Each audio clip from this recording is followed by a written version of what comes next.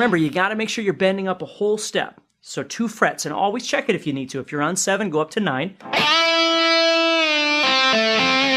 And then the second part to remember is you have to be able to keep the pressure down when you bring your finger back down.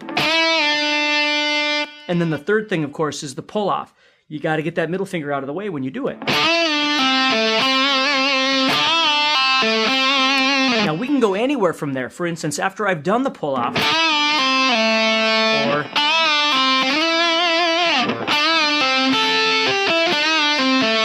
I can go anywhere I want, but the key is getting used to being able to do the bend, bring it back down, and then do the pull-off.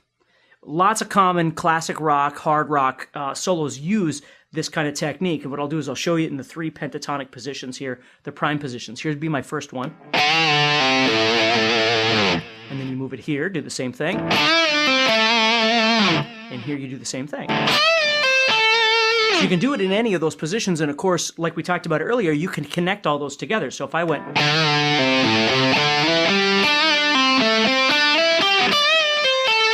or coming backwards.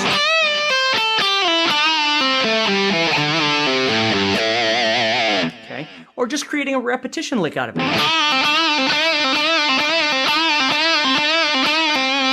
Or a bit longer lick if I went...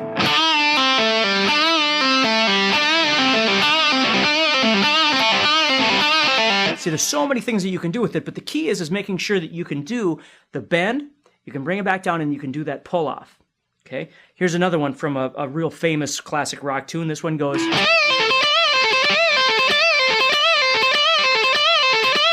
You'll notice I'm doing the same lick. Here it is.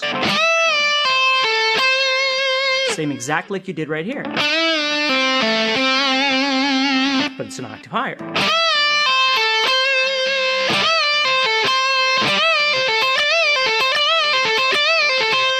Okay, so that's the first thing to really get comfortable with, is being able to do the bend, bring it back down, and do the pull-off. And then you see how we can make it into a dozen different things by moving it across our fretboard. So the first thing, as we've talked about, is trying to maintain the lick. You get the lick all situated. Then the second thing you do is you learn how to make that lick into a sequence that leads you to other places on the fretboard. Okay, we're using that scale to move around the fretboard, moving from this position to this position to this position and so on. And that way, you have an endless amount of things that you can do with 1 or 2 basic licks. It just always sounds different depending on where you're going. The last thing to remember with this, of course, is that you can always change up the rhythms. So you don't have to play it, and you can change the rhythm into anything you want.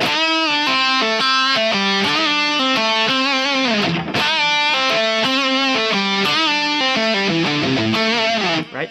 Adding it on to one of the previous licks that we've done as well, so we can attach those back and forth. So for instance, here we've got the 1 lick. Let's say we attach that to our blues lick. If you remember this lick here. Okay, so this was... So we're digging back a little bit here. So I'm attaching this lick. See? So in total here. So I can do whatever I want with it. Like, let's say I was doing a blues shuffle, and I'm going... See? So I'm using it to begin the lick, and then I'm ending the lick with it as well.